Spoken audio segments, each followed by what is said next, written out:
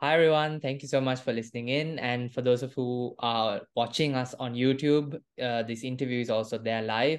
And I'm here today interviewing and speaking with none other than Nilrandha Fonseka, who is at present a junior architect, soon to be a big name star in architecture and a photographer by heart.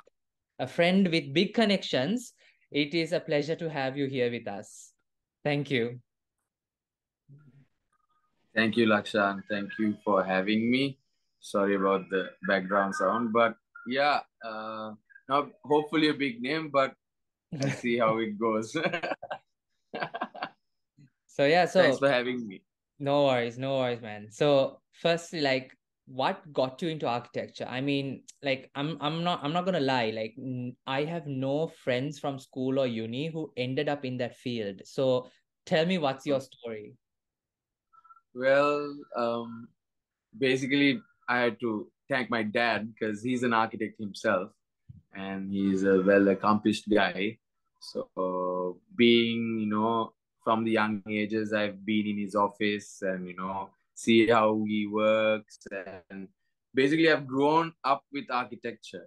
And since I was young and then in the teenage years, he'd always make sure that he'd take me around Sri Lanka, abroad, if he had the chance to, just to show me the outside world and how everything is, not just, being here. But to be honest, I'm here because I got into this field because of him. But he's always told me, you can do whatever you want, you don't have to do this. But at the end of the day, I grew up with it. I fell in love with it. And yeah, here I am. I'm doing it. I'm following his legacy at the end of the day. Superb. That's Yeah. very good. I mean, I really endorse and I personally, I'm very proud when I hear that the younger generation is following their parents' footsteps, because it's not all the time that you see young people do that, because now it's very diverse and they want to get into their own field. But Yeah. you are also doing some insane photography, like drone shots and whatnot. So when it comes to landscapes, like, what got you to do that? Now, you said that architecture was something which came from your dad, but how did you get involved in photography? Photography also now that also again being able to go around Lanka, especially with my dad who also had a camera with him, and back then there are no drones at all, right? So it's Mhm. just the camera, and he when he had a camera, he made sure I had a camera too. So I would always with those reels, I would make sure I just take shots and plus I have a few talents. I don't know in sense like photography wise, but I can draw also. I'm good at art, painting and stuff. So I was always I had this good eye in taking photos and creating art and stuff like that. Later on, few years ago, my cousin had a drone and I used it, and obviously kind of fell. What you take from down here is totally different from what you take from above, which hit me like big time, especially going around here in Sri Lanka. Sometimes it's sad, like not having a drone since the day I started traveling, Mhm. because I feel sad because if I had a drone back then, I would have had so much other better photo. The whole photography thing also, I think I should commend my dad for that also, and obviously I developed that skill to do so. That's interesting. Wow. Yeah. So, so no more like iPhone photographies, no Samsung photographies. iPhone, yes, I do Okay, take from the iPhone, but it's mainly ground footage. Now, when I that's do like all these real estate shoots and stuff like that, it's from my, but I also have a camera also. But good. from mainly from the drone, I like to take, but from the camera also, I do take sometimes, So do you have like a desired depending on the view. so do you have like a desired niche in photography that you do? Sorry? Like a desired niche, like you do a lot of Meaning? wildlife that I've seen. So like, are you planning to expand to like Mm-hmm. portraits or like, family functions and stuff like that as well, or not? Not really, because wildlife was always my this thing. I had a big camera and used to go to the jungle, shoot leopards. But then from leopards and all that, I kind of started liking birds because I loved something about birds is that they're very uncommon and they have a lot of colors. Mm. And I have a whole book of birds. And back in the day, I used to I still do when I have the time. I love bird watching. Wow. So I think from that, I'd most probably be stuck with wildlife and landscape photography. Not, but architecture also I do take, but not family and functions. I think I won't go to that side. There's so many guys who do that. True, true, true. So I mean, like you are quite busy then. I mean, like since you like the whole lifestyle, like you want to like bird watch and take photos of leopards, and I understand because when it comes to photography, I might know a few, but architectural maybe not. But for like Yeah. photography, I know people like they have to like constantly be on alert to take the shot of the leopards and the animals out there. So Yeah. like I understand what sort of a lifestyle that is, but so like at home, Yeah. like do you have any sort of hobbies that you do, like just to wind and just to relax at home? What would that be? Yeah. For definitely when I'm at home, obviously there's a lot of work that I do, but sometimes I'd like to read up all these interesting books. If I just show you, like, all these in between, like, locations wise and understanding, like, I just wanted to keep these ready, like, these just history wise books I read a lot. Nice. And then again, I like video editing a lot. Oh, I find it very soothing to because finding that right choice of music and then creating those transitions of videos. So I like editing a lot. So from the hobbies, I think reading and video editing and photo editing is like something that I do during my free time most of the time. Yeah. hey. And yeah, traveling again, mainly traveling again. But home wise, those are the two things that I normally So for a do. person who would travel the world and also even inbound, like how did COVID had an impact in your work and like your aspirations? Like, how did COVID impact you? Oh, it impacted me quite like a lot because thank God, fortunately, I was able to do some work for the Navy base in Trincomalee and so on. And obviously, got the chance to get all these passes to move around Sri Lanka. So thanks to that, I was able to move around because actually, that's my first photo that I took. Yeah, first photo that I properly took with a drone. This was during COVID time. Mm. So if you can see, I don't know if you can see. So Pigeon Island is always crowded. This was the first time I've been to Pigeon Island without anyone. It was just us and our two boats. So that shot, actually there's no boats at all. It's just our two boats. So during COVID time, it was hard because there was a lot of trips planned. But because of work wise, I was able to move around and get around places. So it wasn't that bad. Right. But there was a time when I was like a month and a half, I'm just at home. But yeah, I was, reading and, just killing time, obviously. But, Yeah. So the image that you have at the back, like, can you is that a shot of yours? yeah, the Pigeon Island shot. Let me just. So One of my first shots. I don't know if you can see it there. wow. You can't even tell that's Sri Lanka, right? Yeah. It's like, yeah. And so that's very good that you're showing this. So your talent, can you put a price to it? Like, are you at a place where you are comfortable on selling your pictures, your art? Sorry, Maja? Sorry? Like, Sorry, yeah, Lakshan? so what I want to know is like now you showed a picture, right? So the drone shot was done Yeah, by you. So what I yeah. want to know is like, can you put a price to your pictures? Like, are you willing to sell your art, sell your photography out to the public? Yeah, I do that mainly because most of the time when I sell my prints, I always try to keep it exclusive as possible because drone shots, you can take them But most of the shots I've taken, some places you don't get the chance to fly the drone. So what I normally do is when I do sell my prints, I always it's like best shots. I only do like 3 prints, original prints. So if I'm doing some shots, I do 5 prints, and I only print those, and I do my signature and my seal, and those are the only ones I'll ever print again. And then what I do is to my clients, I give them an ownership certificate saying you have one of the 5. Yeah. Oh, So mm, that's how I keep I try to keep the prints exclusive, because if I do share a soft copy or something, it's just gonna get, copied, copied, copied. So what I always do is I have my portfolio ready. So now actually these few architects have purchased my paintings, and I'm sending some to Australia. So lots of people are buying my stuff because I like to keep it exclusive. It's like painting, right? At the end of the day, you have to treat these things like paintings.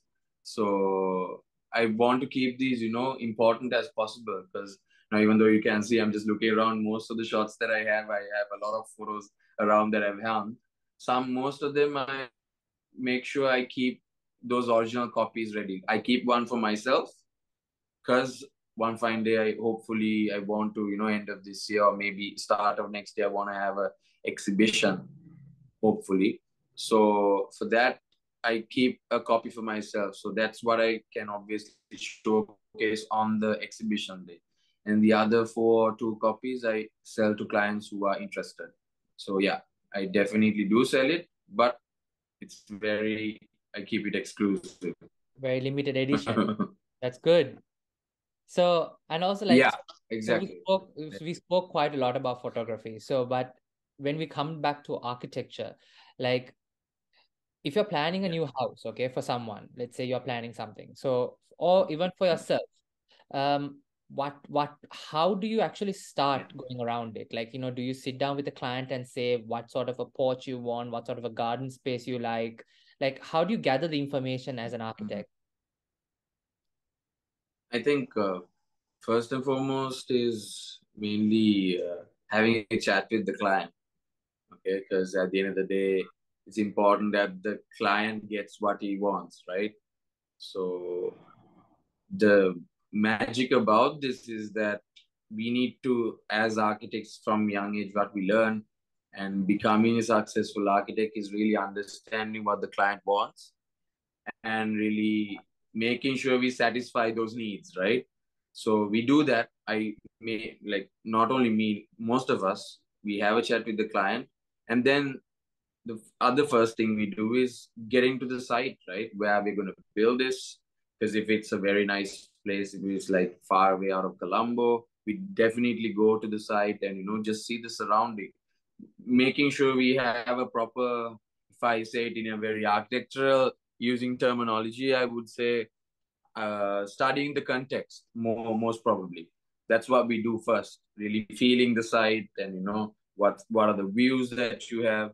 So that's one of the main things we do. From that only, we, after talking to the client, only we kind of start getting into the paper, like start drawing and really understanding, whatever. And there's another whole procedure also where we have to get the CAD drawing sorted out. Yeah. If it's a slope, contour drawings, there's a whole process to it. But the first thing is having a chat with the client and obviously going and seeing the site. It's not gonna be like photos and you. Some people do that. Just look at the photos and just do a design. But working with these particular architects, my ex bosses, I've understood these guys always go to the site. Now, even my dad, he doesn't, put anything on the paper till he goes to the site. So it's one of the main things as an architect you should do. Always go to site, see what's around you, and then put your creativity into paper. Yeah. Nice. So, I mean, there's a lot of work to do behind, right? So, It's not easy. It's not and I can imagine how easy. clients would be like nagging that they don't want this, they don't like this, and you have to like probably read Uh, the whole thing. all of it, all of it, all of it. So how Because do you? So clients would want something else. yeah, yeah, clients would want something else, but sometimes you shouldn't be arrogant also. Okay. So some we see, you can't be arrogant also, because you have to, absorb what the client says, and really then if you are talented enough, you are able to convince the client, okay, I'm going to do this. This is my way of doing it, but I'm going to respect what you said. This is what I'm not going to tell the client, but what I'm thinking to myself, I'm going to respect whatever he says. And with my style, I incorporate whatever, making sure. But the end goal of this whole point of being an architect is convincing the client. You have to have the talent for that also. If you don't have the talent for that, you're not going to be a good architect, True, right? true. No matter what design you do, no matter how good you are, if you can't convince your client, this is what we are going to do, this is the process we are going to go through. Like my ex-bosses, some things I've learned is, plus my dad, the biggest example I have, convincing the client. If you can do that, you're good to go. Well, yeah, that's I think that relates to a lot of fields of A lot of work. things. Yeah. Yeah. So True. that's what I True. mean. So like, and also like, I don't know if you have a team at the moment, but like, when you're finding a team that tags along with you, like who went with you to Pigeon Island, like, does their personalities matter when it comes to architecture and photography? Like, if you have like a proper team, like what would you look into them?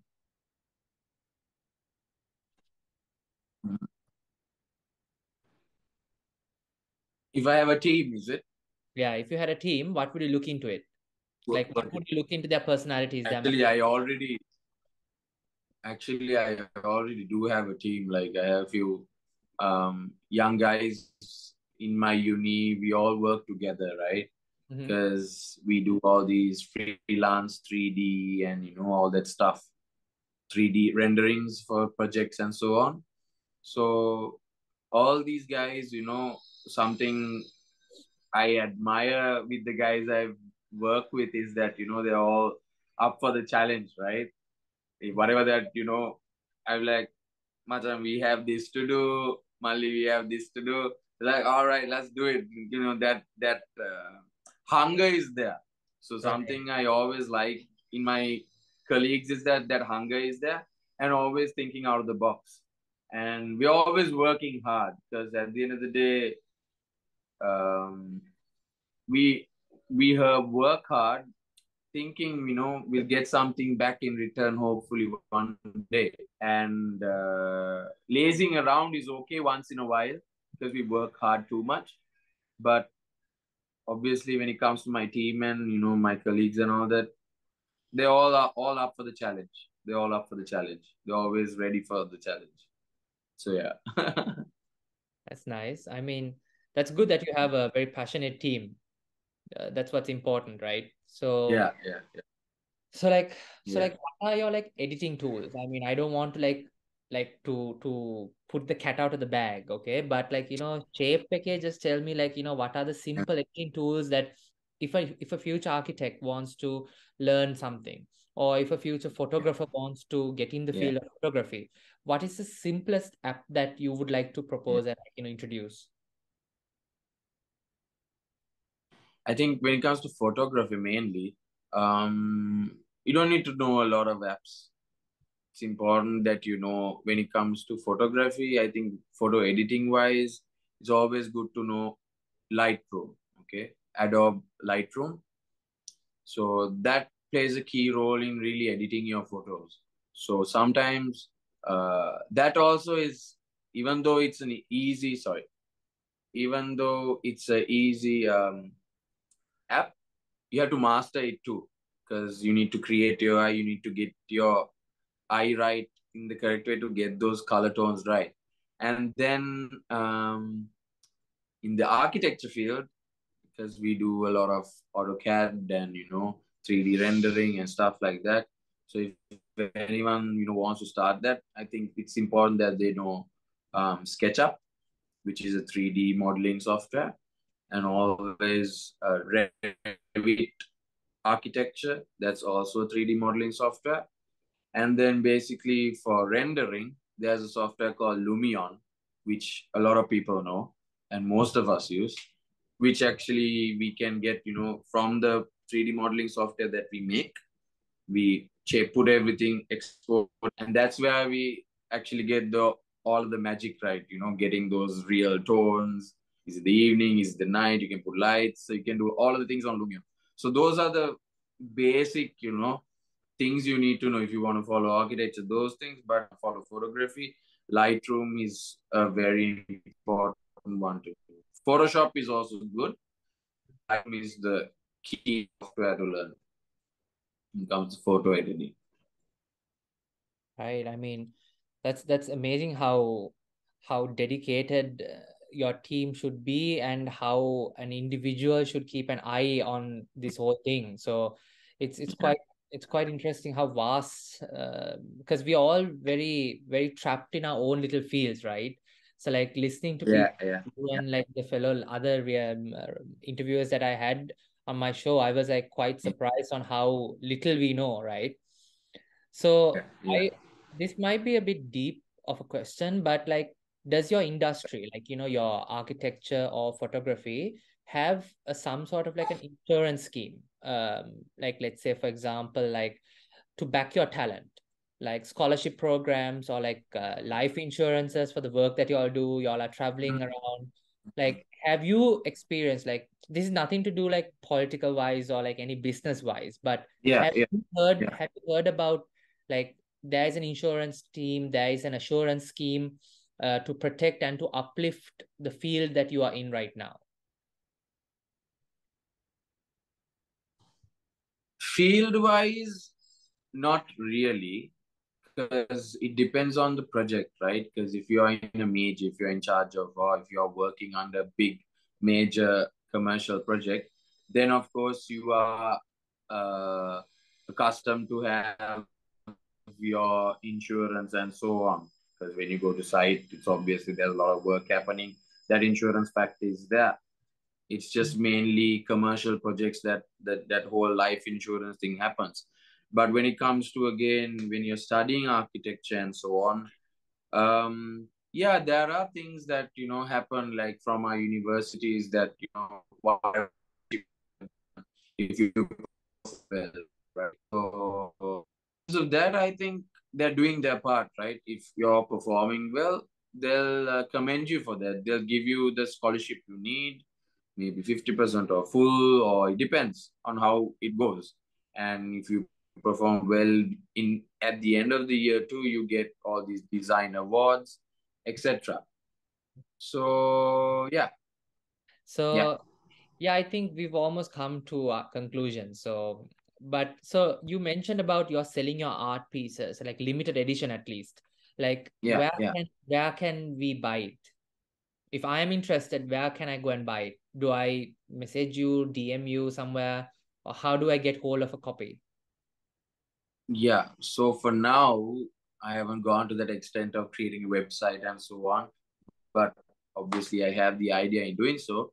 But most of the time, it's just my Instagram that I keep, open to the public. So if you obviously DM me, I can definitely email you or send you the portfolio. And then you can obviously check out my whole portfolio, and then I'll tell you what are the sizes you can print, what are the benefits you get from owning this. Right. So in conclusion, like, if people are to find you to get connected with you, like, do they get to your Instagram page, or is there any other Facebook pages or anything, any other social media pages to find you at? Yeah. So for now, it's my Instagram page, which is Nilrandha Fonseka. But also, I'm following a whole. I with my co-founder friend Shanilka, we are doing a drone company both for both of us. So right now, that which is called Above Dronic, but not just ABOVE. It's ABBO. It's two B's Okay. above. So you can see that. So we do all these work for tourism wise, real estate. We're doing all different fun projects. And the main criteria or the clients that we are focusing on is who, like, obviously, with the whole situation the country is having, tourism is what this country is developing through, Yeah. getting foreigners to come here and so on. So my goal with my friend, what we've made this drone company itself is mainly focusing on small or medium range real estate owners who wants to get tourism, get some income coming in. So mainly we are focusing on people who can't afford like lakhs and lakhs of worth of production. We cater to a whole selected group, and then obviously we work for these tourism based stuff and so on. But yeah, those are the two main things that you can see my these things from. I think you'll be able to hopefully give a tag also from Yeah, the caption. for And sure, yeah, for sure. yeah, That's awesome. I mean, I really enjoyed having this conversation with you. I know it would have been longer, but you explained it so well that you covered up most of my points. yeah, And knowing that you have a very yeah. busy schedule ahead, I think that's a Yeah. wrap.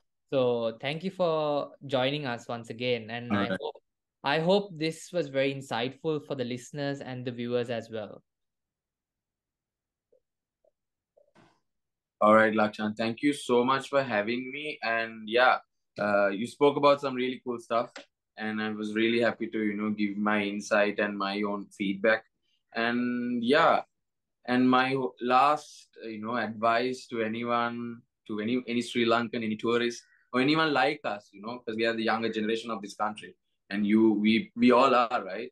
Yeah. So my advice is just keep in mind, do what you like, do what your heart tells you, do what your mind tells you, and don't let anyone stop you from doing it. And just enjoy while you can, because you never know how long you live in this earth. You never know how long you live on this earth. So enjoy every moment you can. So that's one of my biggest advices I give my friends or whoever just who ask me anything. Just live your life, because you never know how short it is.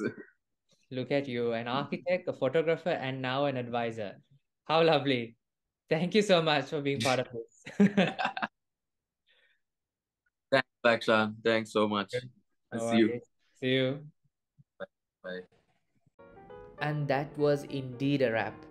So, thank you all for listening in for this interview that I had with Nilrandha. He is truly an amazing. I will link down below all his social media pages that he just mentioned in this podcast. We hope this was very insightful for the listeners and the viewers who are going through our different platforms that this is going on in. Uh, and also, just a general reminder, you too can be part of this series.